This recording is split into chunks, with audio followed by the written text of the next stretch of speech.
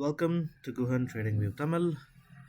இன்றைக்கி நம்ம காலையில் நிஃப்டியோட லெவல்ஸை பார்க்கலாம் என்ன அப்படிங்கிறத. ஸோ அதுக்கு முன்னாடி நான் உங்கள் செபரேஷன் அனலைஸ் கிடையாது, இது உங்களோட எஜுகேஷனல் பர்பஸஸ்க்கு மட்டும்தான். ஸோ இன்றைக்கான நிஃப்டி லெவல்ஸ் பார்த்தீங்க அப்படின்னாக்கா பிவோட் இல்லை பிரேக் ஈவன் பாயிண்ட் 24346.90, அதுக்கு கீழே சப்போர்ட் பார்த்தீங்கன்னா 24275லேருந்து 24247.95 வரைக்கும் இருக்குது.